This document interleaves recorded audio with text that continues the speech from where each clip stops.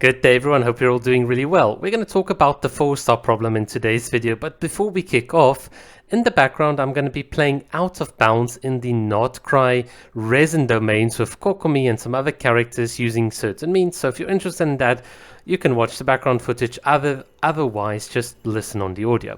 Okay, let's get into a big problem. One of the things that we see in Genshin, Honkai Star Rail, Wuthering Waves and some other gacha games is the lack of 4 stars or A rank or whatever the equivalent type of character is in a lot of these games. So typically in the past you would have, for instance in Honkai Star Rail, every patch releasing a 5-star character, then a 4-star character, but ever since 2.4, Honkai Star Rail basically has like almost no 4-star characters.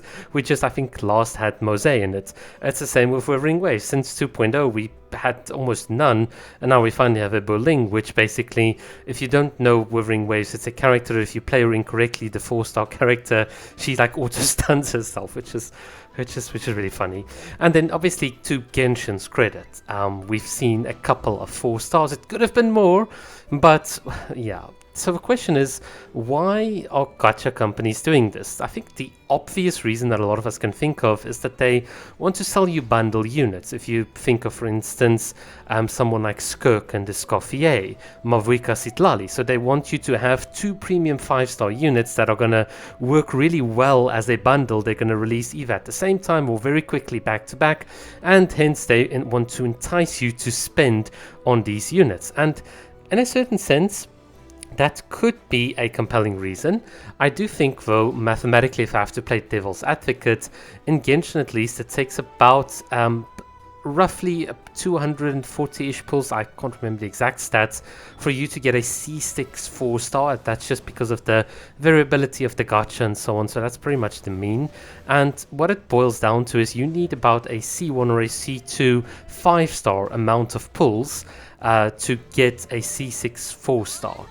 In that case, it actually kind of makes sense then if you just want to let people pivot to getting two limited 5 stars, because, well, the bundle would theoretically be the cost of that exclusive C6 4-star that would work well with the 5-star. A great example would be Raiden Shogun and Kujo Sora, and you always see Kujo Sora on Raiden Shogun's banner. So that's the one reason I can think of, is that perhaps they decided maybe it's just not worth the cost or the investment cost to create these 4-star characters, create stories. I mean, in Genshin we've barely gotten a hangout for some of the 4 stars, so maybe it's just a case of let's put in the resources to the 5 stars, because 5 stars are perceived to be more powerful, they're more marketable, and if we sell them together as units, then especially for new players, they can get quite a bit of advantage, whereas the older players would have already gotten most of the so-called meta 4-star units. So these are just some ideas and speculations I have as to what the gacha companies are thinking, but what is very telling is that it's not just Genshin doing this, it's other gacha companies doing it as well. So I do think that maybe that is the primary reason for this. It's basically just marketability and the ability to resell characters. For example, it's a lot easier to market, we've got an Arlecchino rerun.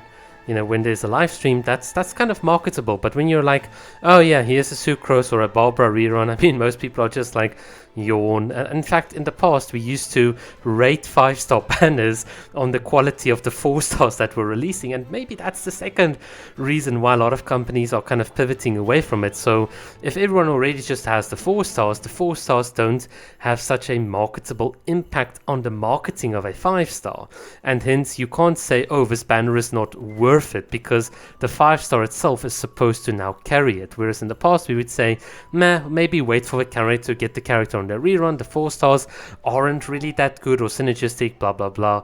And that's just the way in which content creators have spoken about in the past. And I mean, gacha companies are marketing geniuses. I know, literally they are, and they would notice these types of things and find solutions. So that's the other reason that I can think of it. Another reason that I can perhaps give is relates to account progression in gacha games, and effectively this says that 4-star characters cost resources. They cost you in-game resin, you have to farm materials, etc, etc, and they might not even be as strong because you might not pull all the constellations, so the characters won't synergize that well, and from that perspective you might be less incentivized to actually care about the character, and hence what is the point of even releasing it from a cost perspective to you. Although I would probably argue that releasing 4 stars could be a nice way to drain player resources and try and sell you some of the shop bundles and progression. That could be it. There might be some sort of implication with account progression that a lot of the gacha companies have thought of, but yeah, that's just a reason that I can think of, but it would probably differ from game to game, because in Honkai Star Rail, for example, you do get a discount for leveling up 4 stars, so it might not be as prominent of a reason, but you can certainly understand that if a 4-star character becomes enticing, they obviously, well, sorry, for them to become enticing, they need to be powerful, and hence you'd want to spend resources on them. But if the 4-star characters are powerful and they can fulfill lots of different niches, or are pretty much more generalist, or they can be very competitive from a DPS front, maybe that can then put you off from actually pulling on a dedicated 5-star unit, which means that you'll just wait out the reruns, the shop resets, the free event characters, instead of actually spending.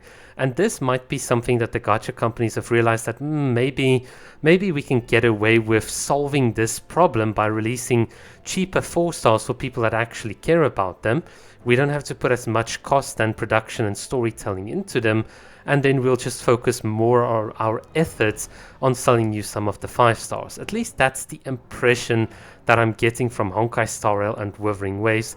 From Genshin Impact's perspective, you can definitely tell that it's almost more of a case of, we're going to stick a bunch of characters and archetypes, we're just going to throw it onto a wall and see what kind of sticks, and it's almost like Genshin uses 4 stars to gauge the type of characters that they might want to sell you into the future, but maybe we can talk about that on another video.